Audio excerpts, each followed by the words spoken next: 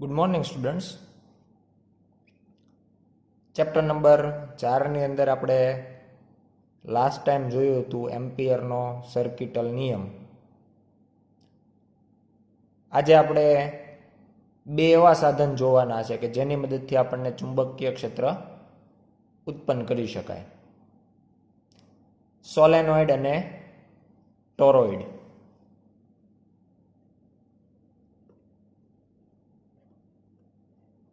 તો પહેલાં આપણે સોલેનોઇડથી શરૂઆત કરીએ. તો સોલેનોઇડ જે છે એનો ઉપયોગ ટેલિવિઝનની અંદર આપણે ચુંબકીય ક્ષેત્ર ઉત્પન્ન કરવા માટે કરીએ છીએ. ઉપરાંત એક બીજું સાધન છે સિન્ક્રોટ્રોન. આ સિન્ક્રોટ્રોનની અંદર આપણે સોલેનોઇડની સાથે સાથે ટોરોઇડ પણ વાપરીએ છીએ ખૂબ ઊંચું ચુંબકીય ક્ષેત્ર મેળવવા માટે.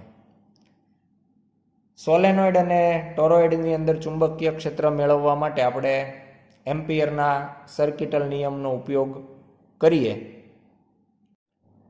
આપણે ખૂબ લાંબા સોલેનોઇડની ચર્ચા કરવાની છે.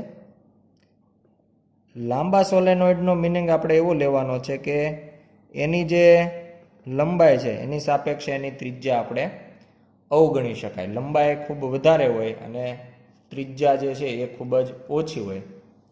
તો એના માટે આપણે કોઈ અનંત લંબાઈનો તાર હોય અથવા ખૂબ લાંબો તાર હોય એને કોઈ આધાર ઉપર વર્તુળાકારે વીંટાળવામાં આવે તો એનાથી આપણને જે રચના મળે એને આપણે સોલેનોઇડ કહેતા હોઈએ. ઉદાહરણ તરીકે આપણે આવો કંઈક તાર ધ્યાનમાં લઈએ. અહીંયા આ માત્ર એક ઉદાહરણ છે, ખરેખર આને આપણે સોલેનોઇડ ગણતા નથી. આના અંદર તાર, વાહક તાર જે છે અંદર હશે અને એને આપણે વર્તુળાકાર રૂપે વાળી દીધો છે અને એના જે વર્તુળાકાર આંટાઓ બનશે એ એકબીજાની ખૂબ નજીક હોય. આ રીતે હોય તો એકબીજાને અડેલા નથી રહેતા, પણ આ રીતે જ્યારે રાખવામાં આવે ત્યારે એકબીજાને અડેલા હોય. બીજી મહત્વની બાબત કે આ જે તાર હોય અંદર એના ઉપર આપણે કોઈક અવાહક પડ ચડાવવાનું, પણ એ અવાહક પડ છે એકદમ પાતળું હોવું જોઈએ. એટલે અહીંયા આપણે ઇનેમલની મદદથી એના ઉપર પાતળું એવું સ્તર ચડાવી દેવામાં આવે કે જેનાથી જ્યારે વાહકમાંથી વિદ્યુત પ્રવાહ પસાર કરવામાં આવે તો એ ડાયરેક્ટ એક આંટામાંથી બીજા આંટામાં જતો નથી, પરંતુ એને એક આંટામાંથી સમગ્ર વર્તુળાકાર માર્ગ કાપી અને બીજા આંટામાં પ્રવેશે. એટલે વિદ્યુત પ્રવાહને સતત તારમાંથી જ વહેવું પડે. આ રીતે વિદ્યુત પ્રવાહ વહી શકે નહીં. તો અહીંયા આપણે એવું કહી શકીએ કે દરેક આંટો જે છે આપણા માત્ર તો વર્તુળાકાર જ બનશે. આ પ્રમાણે નજીક આંટાઓ ગોઠવાયા હોય ત્યારે દરેક આંટો જે છે એને આપણે વર્તુળાકાર ગણી શકાય. અને આના માટે આપણે ચુંબકીય ક્ષેત્ર કેટલું હશે એ મેળવવું છે. ચુંબકીય ક્ષેત્ર માટે આપણે એમ્પિયરનો નિયમ વાપરવાના છીએ, કારણ કે અતિ લાંબુ સોલેનોઇડ હોય, ખૂબ લાંબુ સોલેનોઇડ હોય તો એ સમમિતિ ધરાવતું હોય અને સમમિતિ ધરાવતા પદાર્થોની અંદર આપણે એમ્પિયરનો સર્કિટલ નિયમ વાપરતા હોઈએ છીએ. અહીંયા આપણે એક નાના એટલે કે પરિમિત લંબાઈનું સોલેનોઇડ હોય એના માટેની ક્ષેત્ર રેખાઓ પણ દર્શાવવામાં આવી છે અને આ ક્ષેત્ર રેખાઓ જે છે એના એક નાના એવા ભાગનું આપણે આકૃતિમાં દર્શાવ્યા મુજબ નિરૂપણ કરેલ છે. અહીંયા આપણે સ્પષ્ટ એવું કહી શકીએ કે જ્યારે આપણે સોલેનોઇડની અંદર વિદ્યુત પ્રવાહ પસાર થશે ત્યારે જમણા હાથના અંગૂઠાના નિયમ મુજબ આપણે એનું ચુંબકીય ક્ષેત્ર કઈ દિશામાં હશે એ નક્કી કરી શકાય. અને એ આકૃતિની અંદર આપણે જોઈ શકીએ કે નજીકના જે આંટાઓ છે, બાજુના જે આંટાઓ છે એ નજીકના ભાગમાં, આંટાના નજીકના ભાગમાં બંનેના જે ચુંબકીય ક્ષેત્ર છે એ એકબીજાથી વિરુદ્ધ દિશામાં થશે અને એ ભાગમાં ચુંબકીય ક્ષેત્ર જે છે એ એકબીજાની અસર નાબૂદ કરશે. આ ઉપરાંત આપણે એવું કહી શકીએ કે આકૃતિ બીની અંદર વચ્ચેનો જે ભાગ છે પી બિંદુ, તો આ પી બિંદુ જે છે સોલેનોઇડની અંદરનો ભાગ છે અને આ પી બિંદુએ આપણને ચુંબકીય ક્ષેત્ર જે છે એ બધાનું પરિણામી ચુંબકીય ક્ષેત્ર મળશે અને એ નિયમિત પ્રબળ અને અક્ષની દિશામાં હશે. એ જ પ્રમાણે જો આપણે ક્યુ બિંદુની વાત કરીએ તો ક્યુ બિંદુ માટે આપણે એવું કહી શકાય કે ત્યાં આપણને અંદરના ભાગ જેટલું પ્રબળ ચુંબકીય ક્ષેત્ર મળતું નથી, એટલે કે નબળું ચુંબકીય ક્ષેત્ર મળે છે. અને એ પણ સોલેનોઇડની અક્ષને સમાંતર હોય છે, ત્યાં આપણને કોઈ લંબ ઘટક મળતો નથી. આ પરિમિત લંબાઈનું સોલેનોઇડ છે. પણ જો આવા નવા સોલેનોઇડને લાંબુ કરવામાં આવે, એટલે કે આંટાઓની સંખ્યા હજુ વધારવામાં આવે, તો એક નળાકાર ધાતુના પતરા જેવો આકાર બની જશે. કારણ કે આપણને આંટાઓ ખૂબ નજીક હોવાથી આખું એક ધાતુ જે છે એનો નળાકાર હોય એવું આપણને લાગશે. અને આના અંદર આપણે એવું કહી શકીએ કે માત્ર અંદરના ભાગમાં, જ્યાં આપણે પી બિંદુ બતાવ્યું છે એવા ભાગની અંદર જ આપણને ચુંબકીય ક્ષેત્ર મળશે. બહારના ભાગમાં આપણને ચુંબકીય ક્ષેત્ર મળશે નહીં. એટલે કે જે રેખાઓ ક્યુ બિંદુ સુધી વળીને આવે છે, અનંત લંબાઈ હોવાથી આવી ક્ષેત્ર રેખાઓ ફરીથી પાછી ક્યુ બિંદુએ આવતી નથી. એટલે કે આપણને સોલેનોઇડના બહારના ભાગની અંદર ચુંબકીય ક્ષેત્ર શૂન્ય મળે અને અંદરના ભાગમાં આપણને ચુંબકીય ક્ષેત્ર નિયમિત મળે.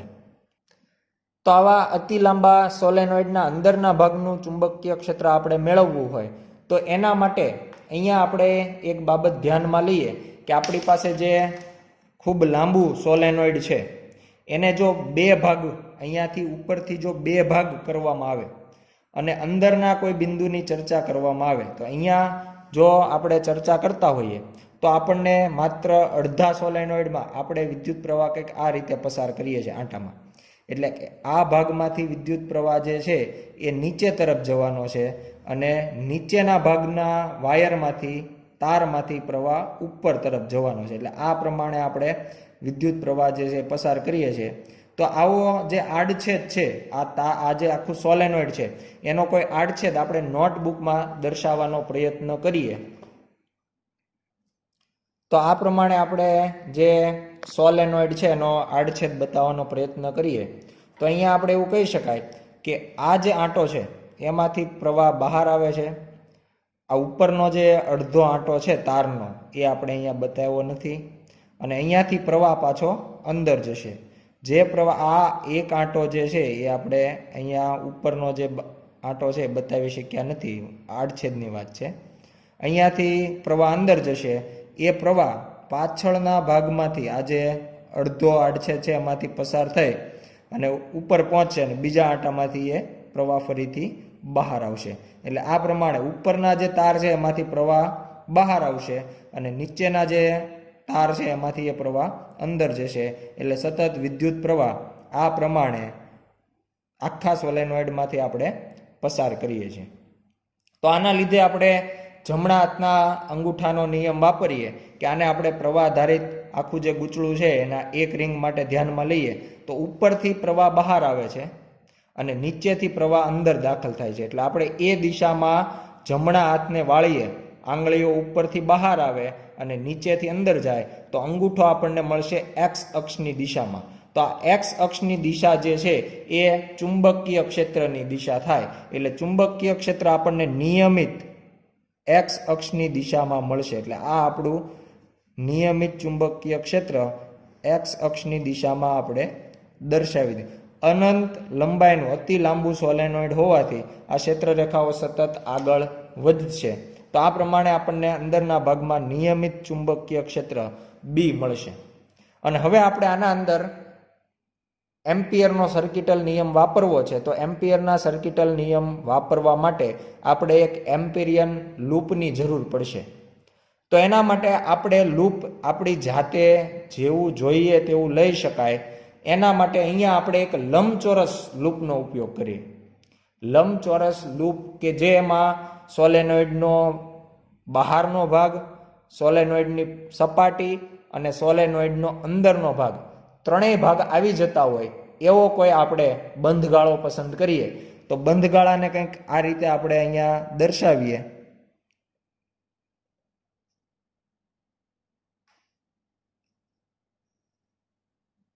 બંધગાળાને આપણે નામ આપીએ એ, બી, સી અને ડી. અને આપણે જ્યારે એમ્પિયરના સર્કિટલ નિયમની અંદર સંકલન કરવાનું થાય તો એની દિશા પણ આપણે એ થી બી, બી થી સી, સી થી ડી અને ડી થી ફરીથી એ, એટલે આખો લૂપ જે છે એ આપણે આકૃતિમાં જોઈ શકીએ એ પ્રમાણે વિષમ ઘડી દિશામાં લેવાના છીએ. આ પ્રમાણે આપણે આખા માર્ગ ઉપર સંકલન કરવાના છીએ. એટલે આપણે એક લૂપ જે લેવાનું હતું એ લઈ લીધું. હવે ખૂબ જ મહત્વની બાબત એવી કહી શકાય કે બહારના ભાગમાં કોઈ ક્યુ બિંદુ ધ્યાનમાં લઈએ અને અંદરના ભાગમાં કોઈ પી બિંદુ ધ્યાનમાં લઈએ. તો પી અને ક્યુ બિંદુઓ જે ધ્યાનમાં લીધા છે તો બહાર આપણે સ્પષ્ટ કહી શકીએ કે બહારના ભાગમાં ચુંબકીય ક્ષેત્ર શૂન્ય છે. કોઈ ક્ષેત્ર રેખાઓ ત્યાં હોવાની નથી. આ ક્ષેત્ર રેખાઓ અનંત અંતર સુધી જવાની છે. એટલે જ્યારે આપણે ડી થી સી બિંદુનું સંકલન કરશું ત્યારે ચુંબકીય ક્ષેત્ર ત્યાં ન હોવાને કારણે, એટલે ચુંબકીય ક્ષેત્ર નાબૂદ થયેલું છે. બીજું, જ્યારે બી થી સી અથવા તો ડી થી એ કરીએ ત્યારે જોઈ શકાય કે આપણા સંકલનના માર્ગની દિશા અને ચુંબકીય ક્ષેત્ર બંને એકબીજાને લંબ થશે. અને જ્યારે લંબ થશે અને આપણે બી ડોટ ડીએલ કરશું તો બી ડીએલ કોસ થીટા, અને કોસ થીટા બંને માટે આપણે થીટાની વેલ્યુ 90 લઈએ તો કોસ 90 બરાબર 0. એટલે આપણે જે લખીએ છીએ કે integration B dot dl is equal to μ0 summation I, જે એમ્પિયરનો સર્કિટલ નિયમ છે એમાં જે આખું લૂપ લેવાનું છે. તો આખા લૂપમાં એ થી બી, બી થી સી, સી થી ડી અને ડી થી એ, તો એમાં 3 જે માર્ગ છે એ 3 માર્ગ ઉપર આપણને બી થી સી, સી થી ડી અને ડી થી એ, આ 3 ભાગની અંદર આપણે સંકલન શૂન્ય મળતું હોવાથી સંકલન માત્ર એ થી બીનું જ કરીએ કે જેનાથી સરળતાથી આપણે જે જવાબ છે કેટલું ચુંબકીય ક્ષેત્ર હશે એ મેળવી શકાય. ખરેખર બંધ લૂપ પર જ કરવાનું છે, પણ બી થી સી નો માર્ગ એવો છે કે જ્યાં બી અને ડીએલ એકબીજાને લંબ છે. સી થી ડી માર્ગ એવો છે કે જ્યાં ચુંબકીય ક્ષેત્ર શૂન્ય છે. અને ડી થી એ ફરીથી બી અને ડીએલ એકબીજાને લંબ છે. એટલે આખા બંધ માર્ગમાં માત્ર એ અને બી, એ થી બી વિસ્તાર એવો છે કે જ્યાં ચુંબકીય ક્ષેત્ર પણ હાજર છે અને ડીએલ ની દિશા એ આપણા ચુંબકીય ક્ષેત્રની દિશામાં જ છે. બીજી એક વાત કરીએ કે આપણે જે લૂપ લીધો છે એની લંબાઈ સ્મોલ એચ જેટલી છે. આપણા લૂપની લંબાઈ એટલે કે એ થી બી સુધીનું અંતર સ્મોલ એચ જેટલું છે. અને આપણે જે સોલેનોઇડ લીધું છે એના અંદર એકમ લંબાઈ દીઠ n આટા છે.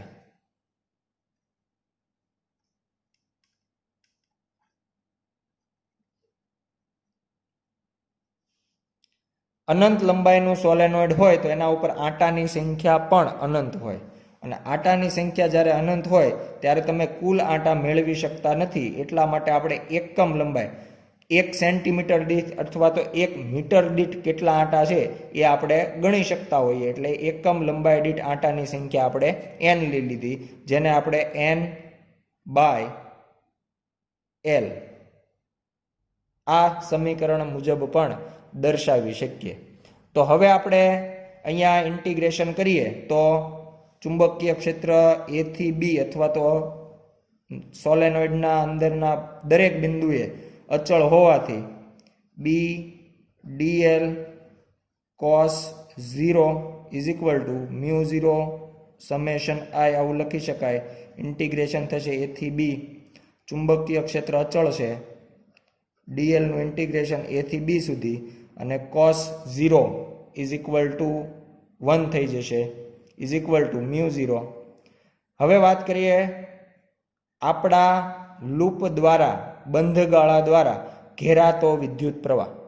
હવે આપણા લૂપની અંદર અમુક આંટાઓ છે એ ઘેરાતા હશે અને દરેક આંટામાંથી પસાર થતો પ્રવાહ આઈ જેટલો હશે. એટલે એક આંટામાંથી આઈ, જો 2 આંટા ઘેરાતા હોય તો આપણે 2i લેવો પડે, જો 3 આંટા ઘેરાતા હોય તો આપણે 3i લેવો પડે.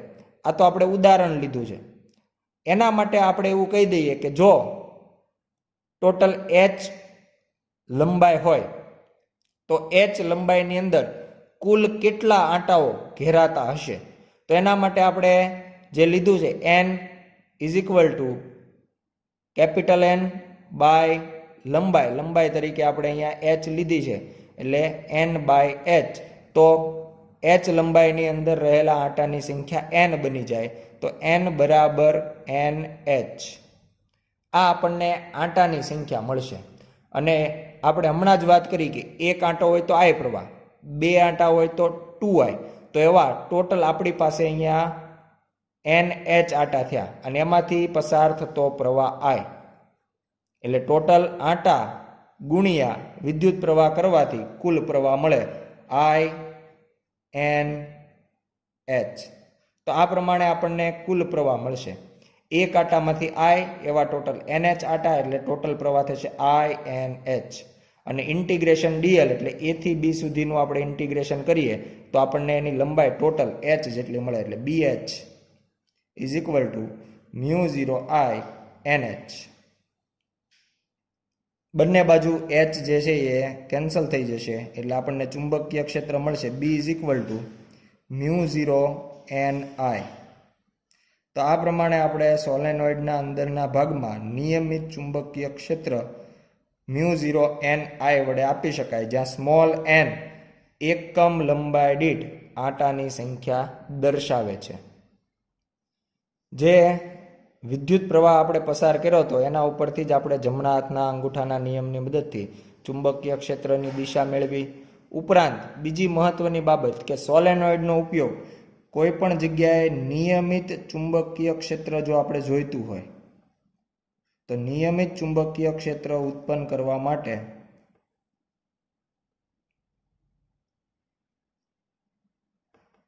સોલેનોઇડનો ઉપયોગ આપણે કરતા હોય. એટલે સોલેનોઇડનો ઉપયોગ નિયમિત ચુંબકીય ક્ષેત્ર ઉત્પન્ન કરવા માટે થાય. બીજું કે જો આવા સોલેનોઇડની અંદર આપણે કોઈ નરમ લોખંડનો ટુકડો અંદર મૂકી દઈએ તો આપણે આ ચુંબકીય ક્ષેત્રના મૂલ્યમાં હજુ પણ વધારો કરી શકીએ. તો સોલેનોઇડની અંદર પણ ટૂંકા સોલેનોઇડ આવી શકે, એટલે કે માપી શકાય એવી, એટલે કે આટલું જ સોલેનોઇડ હોય તો આપણને ખબર છે અહીંયાના વિસ્તારની અંદર ક્ષેત્ર રેખાઓ જે છે એ નિયમિત રહેતી નથી, એટલે કે છેડાના ભાગની અંદર અનિયમિત ચુંબકીય ક્ષેત્ર મળે.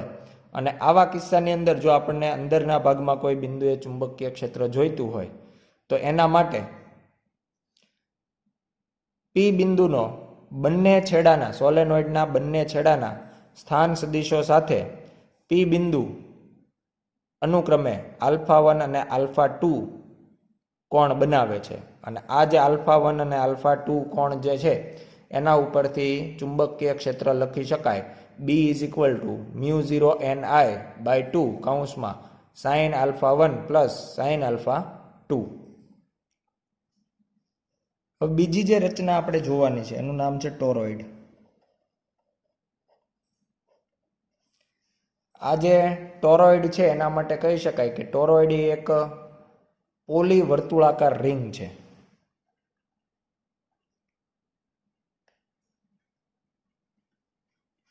કે જેના ઉપર ખૂબ નજીક વર્તુળાકાર આંટાઓ જે છે એ વીંટાળેલા હોય છે.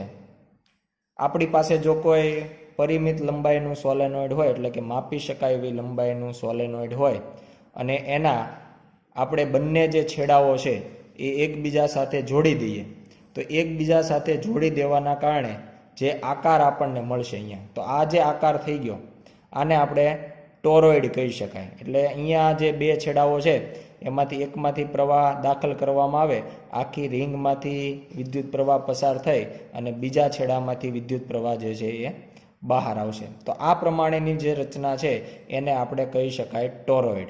તો અંદરના ભાગમાં આપણે કહી શકાય કે જ્યાં સોલેનોઇડના બહારના ભાગમાં ચુંબકીય ક્ષેત્ર અહીંયા અને અહીંયા શૂન્ય હોય, માત્ર સોલેનોઇડના અંદરના ભાગમાં જ ચુંબકીય ક્ષેત્ર આપણને મળે.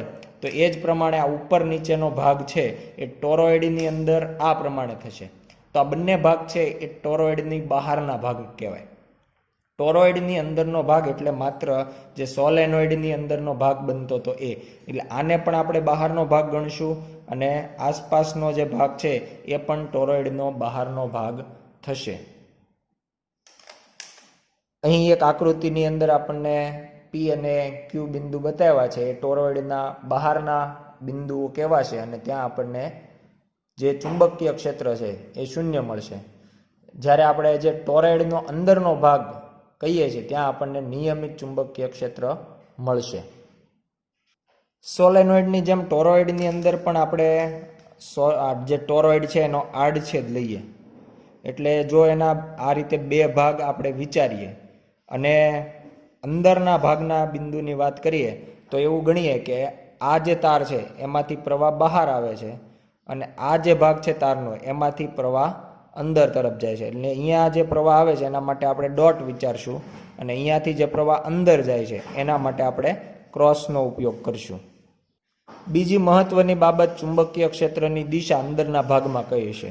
તો હમણાં જ આપણે કીધું ઉપરના ભાગમાંથી પ્રવાહ બહાર આવે છે, નીચેના ભાગમાંથી પ્રવાહ અંદર દાખલ થાય છે. તો જમણા હાથના અંગૂઠાના નિયમ પ્રમાણે ઉપરથી આંગળીઓ બહાર આવશે અને નીચેથી અંદર જશે, એટલે આ દિશા હશે. અહીંયા આપણે એવું વિચારીએ તો એની દિશા જે છે એ આપણને નીચે તરફ, પ્રવાહ જે છે અહીંયા અંદર જશે તો પ્રવાહ નીચે તરફ.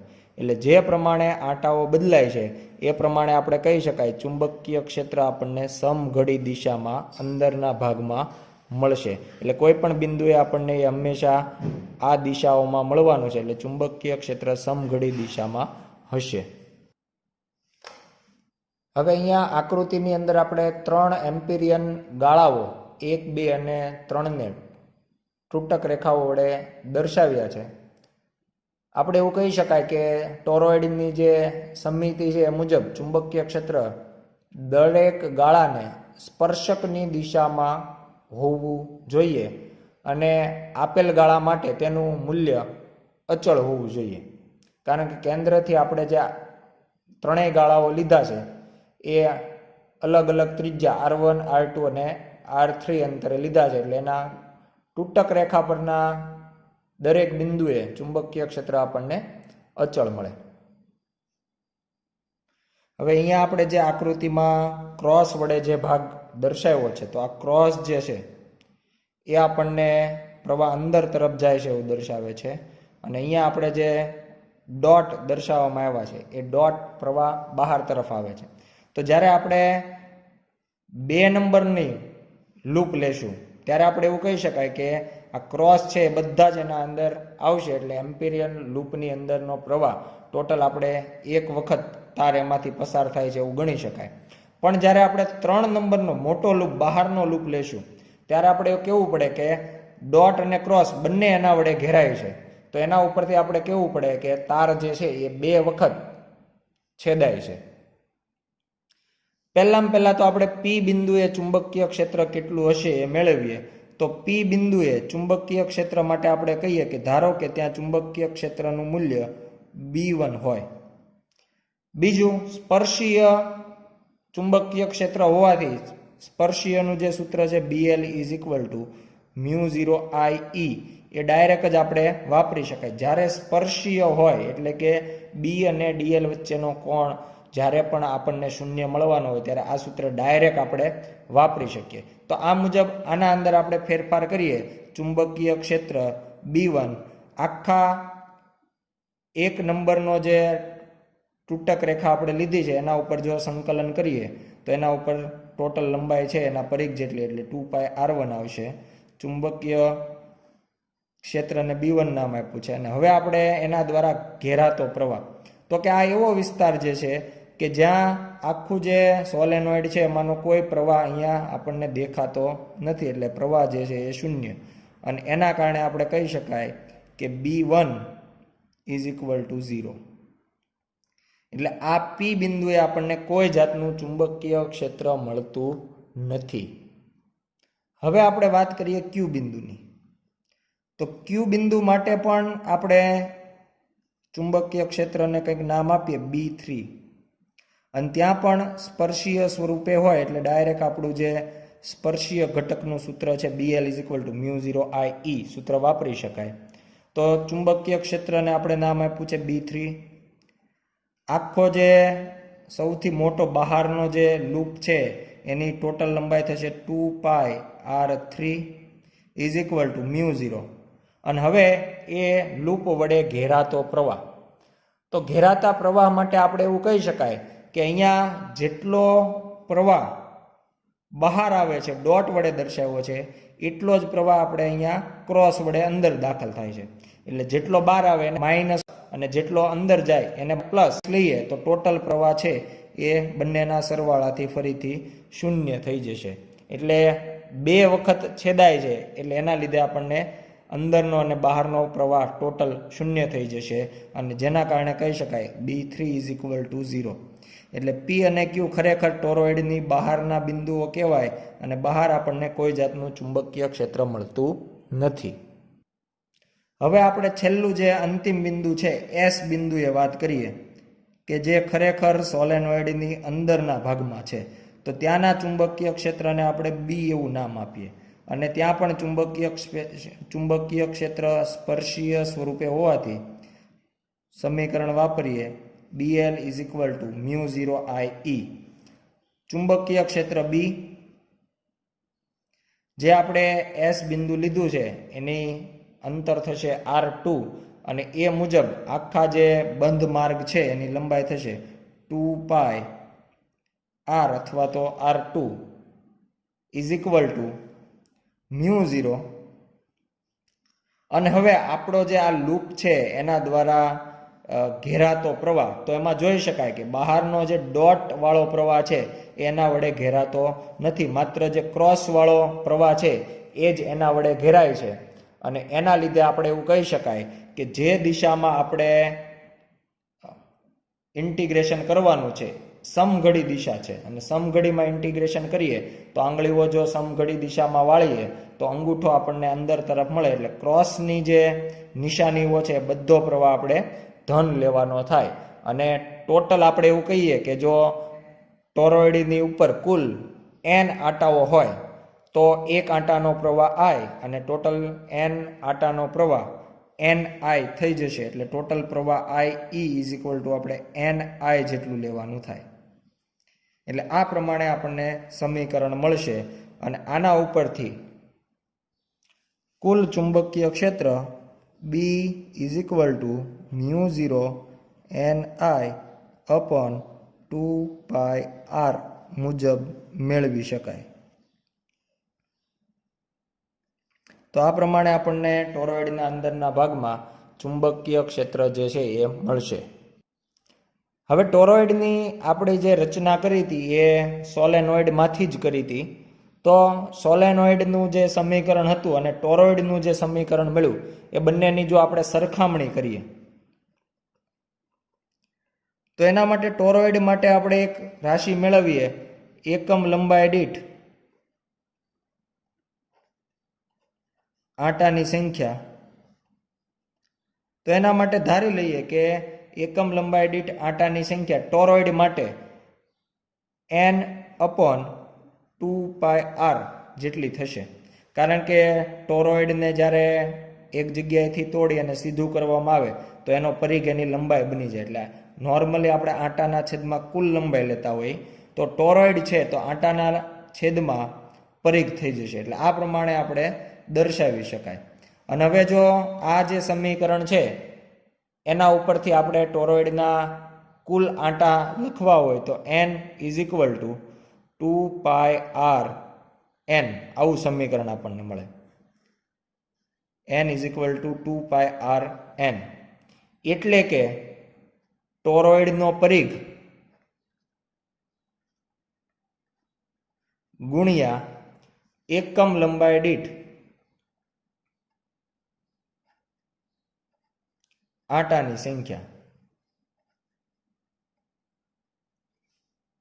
એટલે આ પ્રમાણે આપણે કેપિટલ N લખી શકાય. અને હવે જો આ કેપિટલ N કુલ આંટાની સંખ્યાને આપણે સમીકરણમાં મૂકીએ તો B = μ0 2πrni/2πr. તો 2πr જે છે એ કેન્સલ થઈ જાય અને ચુંબકીય ક્ષેત્રનું સૂત્ર આપણને મળે μ0NI જે સોલેનોઇડના સમીકરણ જેવું જ છે.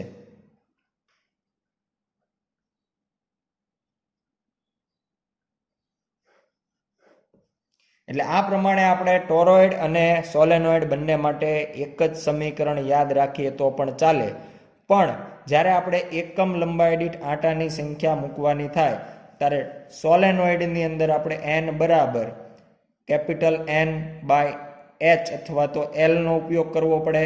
જ્યારે ટોરોઇડની આપણે જ્યારે વાત કરતા હોય ત્યારે n બરાબર n/2πr. આ પ્રમાણે સોલેનોઇડ માટે લંબાઈ ધ્યાનમાં લેવામાં આવે, ટોરોઇડ માટે પરિઘ ધ્યાનમાં લેવામાં આવે. અને એમાં પણ આપણે જે આરની વાત કરીએ છીએ તો આર જે છે એ આપણને એની સરેરાશ ત્રિજ્યા બતાવે. બીજી મહત્વની બાબત કે જો આપણે આદર્શ ટોરોઇડની વાત કરીએ તો એના અંદર આંટાઓ છે એ એક્ઝેક્ટ વર્તુળાકાર હોય, પરફેક્ટ રાઉન્ડ જેને કહેવામાં આવે. પણ આપણે જ્યારે કોઈ વ્યવહારમાં વાસ્તવમાં બનાવેલું ટોરોઇડ હોય તો એક આંટો જ્યાંથી શરૂ થાય ત્યાંને ત્યાં એનો એ જ આંટો પૂરો થતો નથી, પણ એ સાઈડમાંથી આવશે. એટલે આ પ્રમાણે આકાર બનતો હોય તો આના લીધે જે બહારનો ભાગ છે ત્યાં આપણને થોડું એવું ચુંબકીય ક્ષેત્ર જે છે એ હાજર જોવા મળશે. એટલે આદર્શ ટોરોઇડ હોય તો બહારના વિસ્તારમાં ચુંબકીય ક્ષેત્ર શૂન્ય મળે, પણ વ્યવહારમાં જે ટોરોઇડ હોય એના અંદર બહારના ભાગમાં ચુંબકીય ક્ષેત્ર શૂન્ય થતું નથી, પરંતુ થોડું ચુંબકીય ક્ષેત્ર આપણને મળે છે. સોલેનોઇડને લગતા ઉદાહરણના દાખલા જોઈએ. દાખલા નંબર 9. 1 સેન્ટીમીટર ત્રિજ્યા અને 0.5 મીટર લંબાઈનો સોલેનોઇડ 500 આંટા ધરાવે છે. તેમાંથી 5 એમ્પિયર વિદ્યુત પ્રવાહ પસાર થાય છે. સોલેનોઇડની અંદર ચુંબકીય ક્ષેત્રનું મૂલ્ય કેટલું હશે? અહીંયા આપણે એવું કહી શકાય કે ત્રિજ્યા આપણને આપવામાં આવી છે 1 સેન્ટીમીટર અને લંબાઈ આપવામાં આવી છે 0.5 મીટર. 0.5 મીટર એટલે કે 50 સેન્ટીમીટર. એટલે કે લંબાઈ ખૂબ વધારે છે ત્રિજ્યાની સરખામણીમાં. તો અતિ લાંબા સોલેનોઇડનું સૂત્ર આપણે વાપરીએ તો B = μ0 Ni μ0 Ni/L. કિંમતો મૂકીએ 4π × 10⁻⁷. આંટાઓની સંખ્યા આપણને કહેવામાં આવી છે 500. વિદ્યુત પ્રવાહ પસાર કરવામાં આવ્યો છે 5 એમ્પિયર અને લંબાઈ જે છે 0.5 મીટર.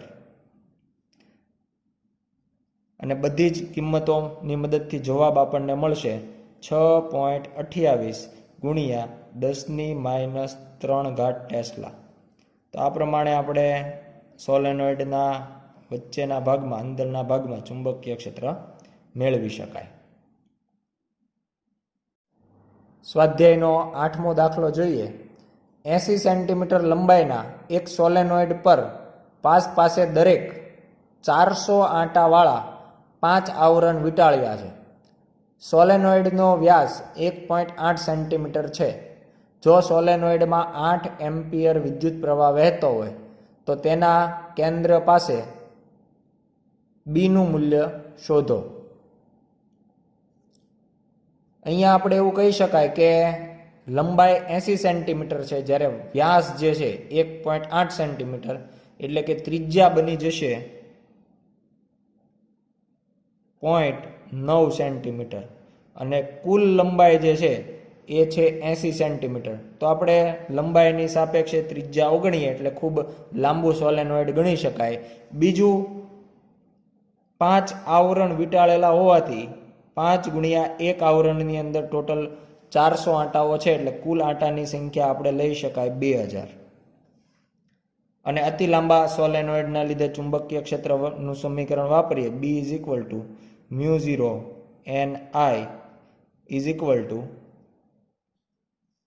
Ni μ0 Ni/L. કિંમત મૂકીએ 4π × 10⁻⁷. આંટાઓની સંખ્યા 2000. વિદ્યુત પ્રવાહ આપવામાં આવ્યો છે 8 એમ્પિયર અને છેદમાં 80 સેન્ટીમીટર એટલે કે 0.8 મીટર. અને બધાની ગણતરી કરીએ તો જવાબ મળશે 2.5 × 10⁻² ટેસ્લા. તો આ પ્રમાણે આપણે અતિ લાંબા સોલેનોઇડનું સમીકરણ વાપરી અને કુલ ચુંબકીય ક્ષેત્ર કેન્દ્ર પાસે મેળવી શકાય. આભાર.